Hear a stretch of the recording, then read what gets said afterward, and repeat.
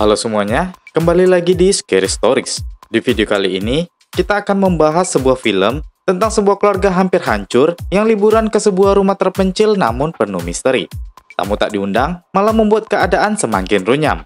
Apa yang terjadi sebenarnya? Langsung kita cek. Ini dia alur cerita A House on the Bayou selengkapnya.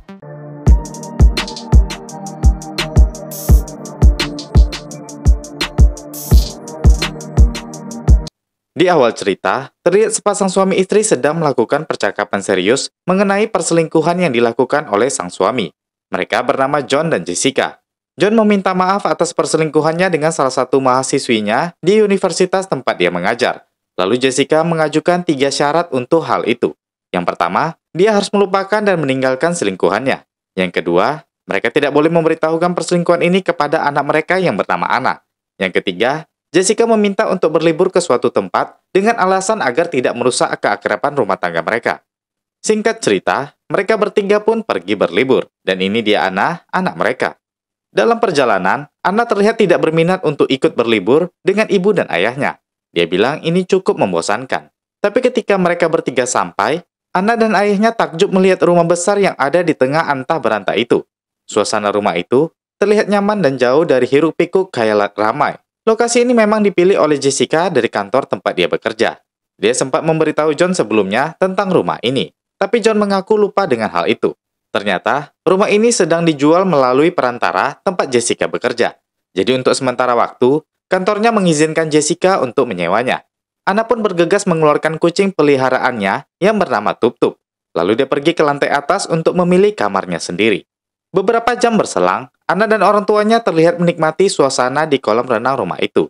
Lalu Jessica menyuruh John untuk membeli wine dan bahan makanan di toko yang berjarak sekitar 20 mil dari rumah itu. Terlihat dari sini guys, istrinya selalu bertindak seolah-olah menjadi bos dan tidak memperdulikan perasaan suaminya. John pun mengajak Anna untuk ikut bersamanya ke toko bahan makanan yang dibilang oleh istrinya itu. Singkat cerita, mereka pun tiba di toko yang dimaksud. Ketika memasuki toko, terlihat pemilik toko yang tidak begitu ramah terus menatapi mereka. Anna lalu mengambil salah satu majalah di situ. Ketika asik membaca, dia ditegur oleh seorang anak laki-laki yang memperkenalkan dirinya sebagai Isaac. Mereka pun berbincang-bincang tentang di mana Anna tinggal dan mengenai usia mereka. Isaac mengaku kalau dia berusia 18 tahun, sementara Anna bilang kalau dia berusia 15 tahun. Anna kelihatan menyukai Isaac. Isaac juga mengaku kalau wajah Anna mirip dengan mantan pacarnya. Selesai bicara, Isaac lalu menjanjikan Anna untuk bertemu lain hari untuk sekedar makan es krim. Lalu Isaac pun pergi. Sementara itu ayah Anna sudah selesai berbelanja. Pria tua yang menjadi kasir itu bilang kalau mesin kasir mereka rusak dan menulis bilnya secara manual. Setelah selesai, John membayar belanjaannya dan beranjak keluar mengajak Anna. Lalu John menyadari tulisan aneh di bil mereka. Di situ ditulis berhati-hatilah, ada iblis yang sedang mengintaimu. John lalu bertanya pada Anna tentang pendapatnya mengenai pria tua itu. Tapi Anna merasa tidak ada yang aneh. Lalu John pun menghiraukan tulisan di bil itu dan beranjak pulang. Sesampainya di rumah, terlihat Jessica telah memasang kamera virtual di depan menghadap pintu utama masuk. John dan Anna yang baru saja masuk, tiba-tiba mendengar suara ketukan pintu dari salah satu sudut ruangan. John dan Anna kemudian mencari Jessica, dan menemukannya sedang berusaha membuka kunci sebuah kamar. Pintu kamar itu terkunci, dan Jessica tidak memiliki kuncinya. John kemudian berusaha membantu Jessica, tapi mereka tetap tidak berhasil membuka pintu itu. Menurut Jessica, pintu itu tidak ada di denah rumah yang akan dijual melalui kantornya, sehingga membuat Jessica penasaran apa yang ada di dalam kamar itu. Anna berusaha mengintip dari sela bawah pintu kamar itu. Menurut Anna, ada hal yang aneh, karena tidak ada sinar matahari yang menembus kamar itu. Tiba-tiba mereka mendengar suara ketukan pintu dari luar rumah. Jessica lalu bergegas pergi untuk melihat siapa yang datang. Dia meletakkan palu yang dia gunakan tadi di meja dapur, lalu berjalan dan membuka pintu rumah mereka. Di depan pintu, sudah ada Isaac yang memperkenalkan diri kepada Jessica kalau dia cucu dari pemilik toko daging tempat suaminya belanja dan sudah bertemu dengan Anna dan ayahnya. Dia menyampaikan bermaksud mengundang Anna dan kedua orang tuanya untuk barbeque di rumah mereka yang tidak lebih dari 2 mil jauhnya. Jessica lalu menerima ajakan tersebut. Di sore harinya ketika Jessica dan John bersiap untuk pergi, perdebatan antara mereka pun tidak terelakkan. John merasa tidak perlu pergi ke undangan mereka, karena dia merasa aneh melihat kakek tua di toko itu yang menulis kata-kata iblis sedang mengawasimu di bilnya tadi. Dalam perdebatan itu, mereka kembali membahas dan adu argumen tentang perselingkuhan yang dilakukan John dengan seorang wanita yang bernama Viviani. John berusaha menenangkan istrinya dengan meminta maaf. Sementara di bawah, Anna yang mendengarkan pertikaian antara orang tuanya tiba-tiba mimisan. Dia lalu memanggil orang tuanya. Menurut John, Anna bisa mimisan karena stres. John juga bilang kalau lebih baik tidak usah pergi ke undangan barbeque dari kakek dan Isaac. Jessica merasa tidak enak hati menolak janjinya untuk datang ke acara barbeque itu. Tiba-tiba ada yang mengutuk rumah mereka lagi. Dan ternyata itu adalah Isaac. Isaac meminta maaf karena tidak jadi mengadakan acara barbeque di rumahnya dikarenakan oven mereka tidak mau menyala. Sebagai gantinya, Isaac menawarkan bahan makanan yang sudah dibawa bersama kakeknya untuk dimasak di rumah yang ditempati oleh Jessica dan keluarganya ini. Isaac meminta izin untuk masuk, dan Jessica pun mempersilahkan mereka. Di dapur terlihat kakek Isaac mulai memasak dan ditemani John. John ingin memecahkan kebingungannya terhadap apa yang ditulis kakek itu di bilnya waktu berbelanja di toko kakek itu. Kakek itu memberikan jawaban yang ambigu tentang mengundang iblis masuk ke rumah, dan John tidak mempercayainya. Sementara di ruang tamu, Isaac, Jessica, dan Anna sedang berbincang-bincang tentang perihal siapa pemilik rumah yang mereka tempati sekarang. Tapi Isaac justru bilang kalau dia tidak tahu siapa pemilik rumah ini. Menurut Jessica, hal ini cukup aneh, karena mengingat rumah Isaac hanya berjarak 20 mil dari situ. Malam pun tiba, dan acara makan malam pun dimulai. John memuji hasil masakan si kakek tadi. Tiba-tiba Isaac meminta izin kepada Jessica untuk memasang lilin agar suasana ruangan lebih nyaman. Isaac pun bangun dari kursinya dan seraya memegang pundak Anna. Lalu dia membuka laci dan menemukan lilin di situ. Jessica merasa bingung bagaimana caranya Isaac bisa tahu persis di laci itu ada lilin. Padahal dia pun orang asing di rumah itu. Lalu Isaac meminta Jessica untuk membawakannya korek api.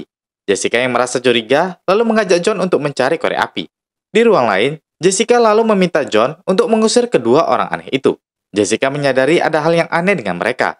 John pun bilang kalau dia akan meminta mereka pulang setelah makan malam. Jessica lalu mau kembali ke ruangan makan, tapi mereka tidak menemukan korek api yang harusnya mereka bawa untuk Isaac. Tapi ketika sampai di ruangan itu, Anna bilang ke ibunya kalau Isaac melakukan sulap dan membuat lilin menyala hanya dengan menyentuhnya. Mereka semakin aneh. Jessica secara halus bilang ke Isaac untuk meninggalkan mereka setelah acara makan malam selesai. Tentunya Isaac tidak menerima hal ini. Dia bilang mereka akan menginap, seperti tawaran Jessica sebelumnya. Padahal Jessica tidak pernah menawari mereka untuk menginap di sana. Tiba-tiba Anna kembali mimisan.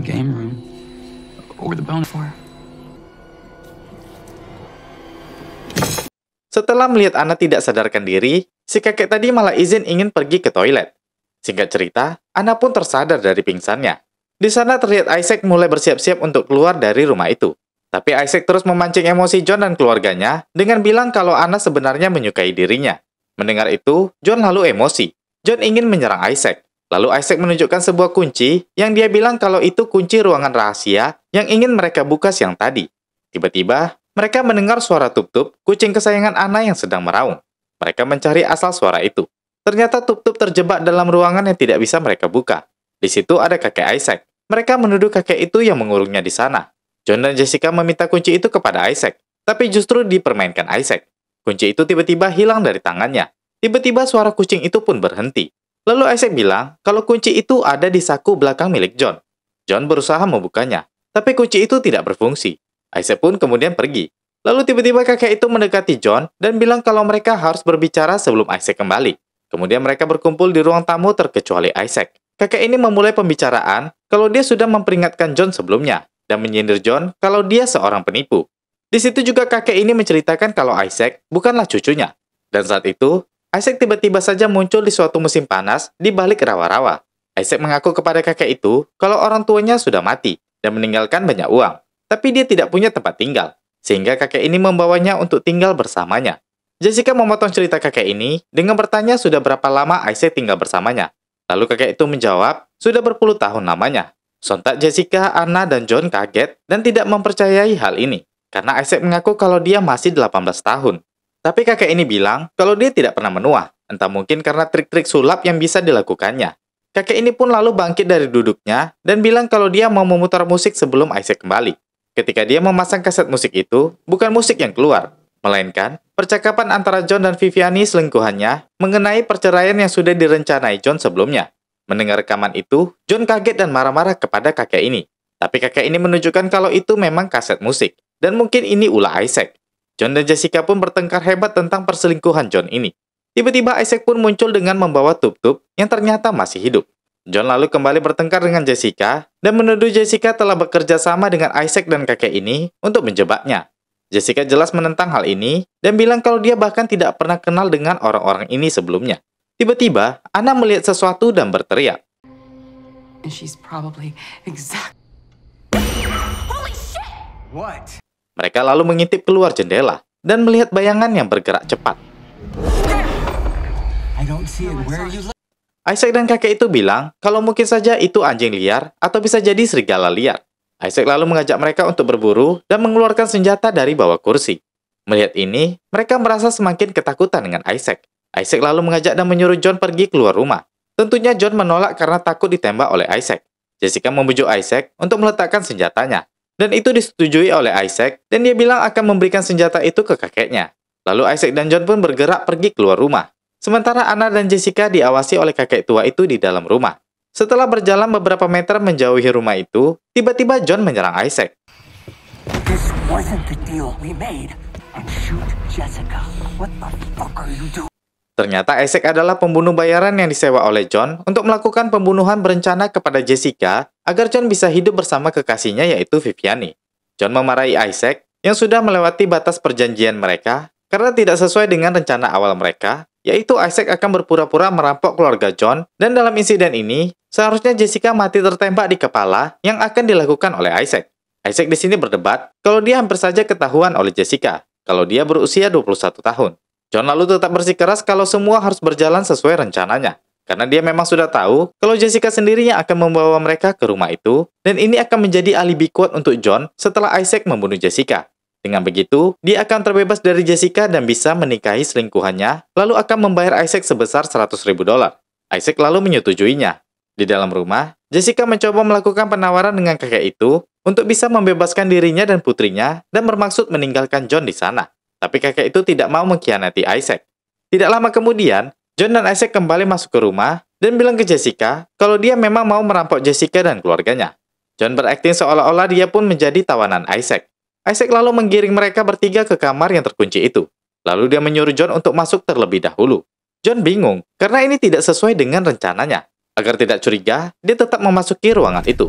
Tiba-tiba, Isaac menutup dan mengunci John di ruangan itu sendirian. Isaac,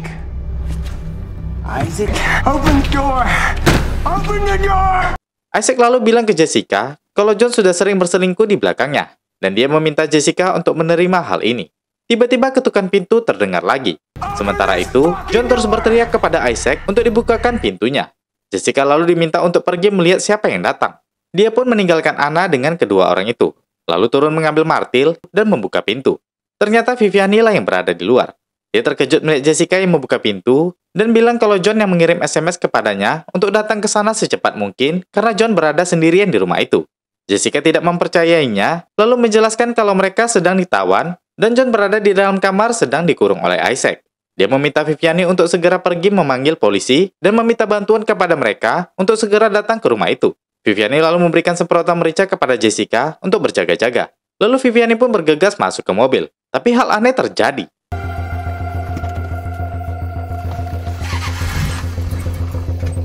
Mobil Viviani tidak mau menyala. Sementara Isaac mulai merasa kalau Jessica pergi sudah terlalu lama.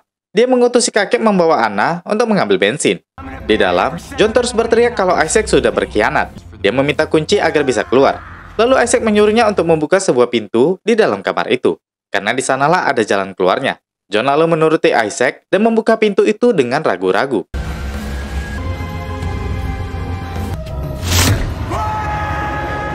Sementara di luar rumah, Jessica melihat Viviani kesulitan dengan mobilnya yang tidak menyala. Viviani mencoba keluar dari mobil, tapi dia malah terjebak di dalam mobil itu. Tidak lama di belakang Jessica, Anna muncul dengan membawa seember bensin dengan dikawal kakek bersenjata itu. Kakek itu memerintahkan Anna untuk menuangkan bensin ke mobil Viviani. Tapi Jessica melarangnya dan menggantikan Anna. Viviani terus memohon kepada Jessica agar menghentikan hal itu.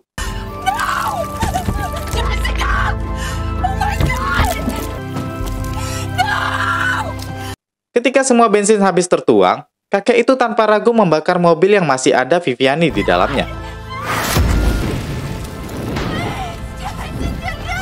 Melihat api yang sudah membesar, Jessica lalu menyerang kakek tua itu dengan martil sampai tewas. Jessica lalu berusaha mencoba menolong Viviani yang sudah terbakar di dalam mobil itu, tapi itu sudah terlambat.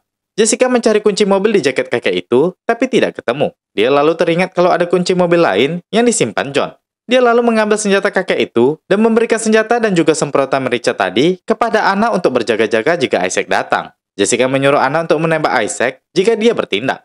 Jessica lalu berjanji pada Anna akan membawa ayahnya keluar bersamanya. Lalu dia pergi masuk ke dalam rumah itu untuk mencari Isaac. Tapi Jessica malah menemukan kamar tadi terbuka. Dia membuka kamar itu.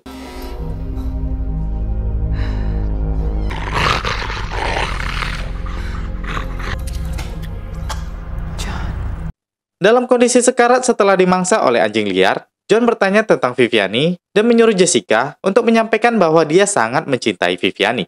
Jessica lalu menutup pintu itu dengan pasrah tanpa mendapatkan kunci mobilnya. Dan terdengar suara anjing tadi kembali memangsa John. Sementara itu Isaac ternyata sudah berada di luar rumah mendekati Anna. Lalu melumpuhkan Anna dan menembakkan senjata itu ke udara. Jessica yang mendengar suara tembakan itu lari keluar rumah mencari Anna. Tapi Anna tidak ada di perkarangan rumah. Tiba-tiba Anna menjerit dari suatu tempat. Jessica kemudian melihat anaknya sudah terduduk di atas perahu kecil di belakang rawa bersama Isaac. Isaac kemudian bilang kalau dia ingin menikahi Anna dan membawanya jauh dari Jessica. Di situ juga, Isaac mengungkapkan kebenaran dari suami Jessica yang membayarnya untuk rencana pembunuhan terhadap Jessica. Jessica tentu tidak mempercayainya begitu saja. Ketika Isaac berusaha merayu Anna lagi, dengan sigap Anna menyemprotkan cairan merica ke mata Isaac. Hold on.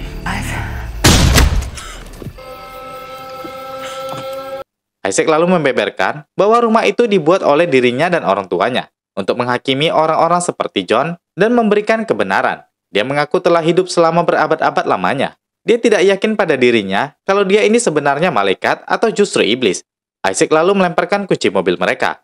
Jessica lalu mengambil kunci itu dan berhasil kabur bersama Anna.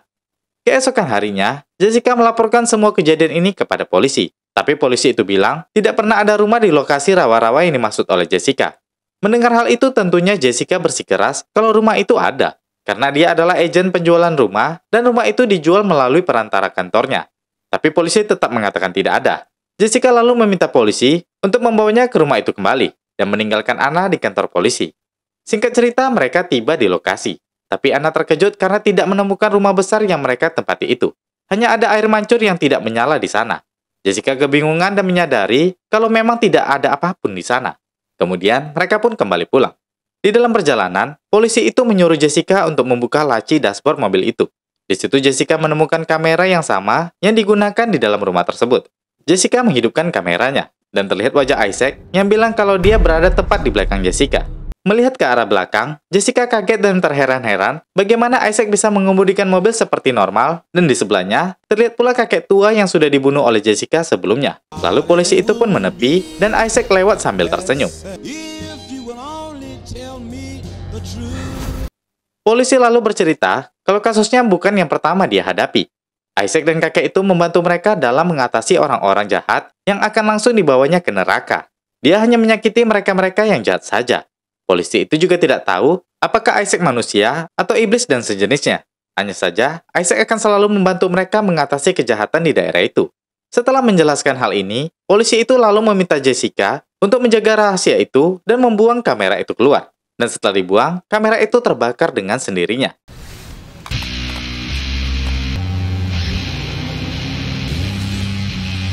Mereka kembali ke kantor. Jessica langsung memeluk Anna dan berjanji tidak akan pernah meninggalkan anaknya tersebut. Dan cerita pun berakhir di sini, guys.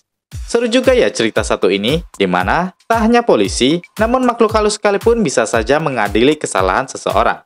Namun, inti dari cerita ini, siapa saja bisa melakukan kesalahan. Namun jika kesalahan tidak dianggap sebagai kesalahan, maka alam yang akan mengakhirinya. Oke, terakhir saya Jiwa. Terima kasih sudah menonton dan sampai jumpa di video berikutnya. Nè, cầu cái gì cũng được phải không chị? Điều tra ban đầu cho thấy cô đã tự sát.